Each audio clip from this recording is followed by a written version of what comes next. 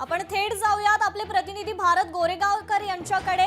भारत, पनवेलमध्ये आता मतदान प्रक्रिया कशी सुरू आहे, काय सध्याची परिस्थिती?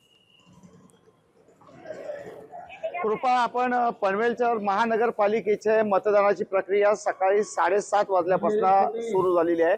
आता 11:30 पर्यंत जी आकडेवारी शासनाकडून अधिकृतरित्या प्राप्त झालेली आहे त्या आकडेवारीनुसार 18% 11:30 पर्यंत मतदान झालेलं आहे। आणि विशेषतः जे मतदार आहेत त्या मतदान केलेल्या मतदारांमध्ये विक्रमी जो संख्या आहे, विक्रमी जो आकडा आहे तो ज्येष्ठ नागरिकांचा आहे। अर्थातच एकूण 20 प्रभागामध्ये ही निवडणूक होते।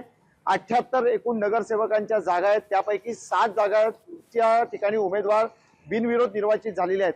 त्यामुळे 71 जागांसाठी 246 उमेदवार हे निवडणुकीच्या रिंगणामध्ये आहेत। पनवेलचा आपण विचार केला तर पनवेलमध्ये साधारणतः 5,54,000 इतके मतदार आहेत।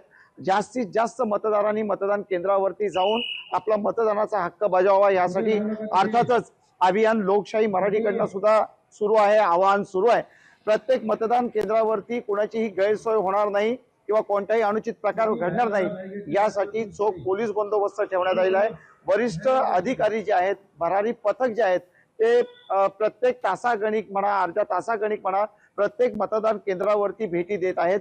कुठेही अडथळा अडचण येणार नाही याची खबरदारी उत्तम पद्धतीने निवडणूक आयोग असेल, महापालिका प्रशासन असेल यांनी या ठिकाणी घेतली दिसते।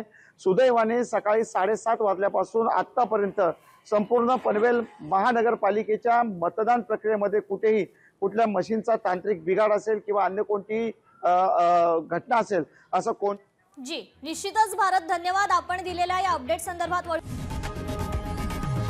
लोकशाही मराठी ऐका, पहा, जागरूक रहा।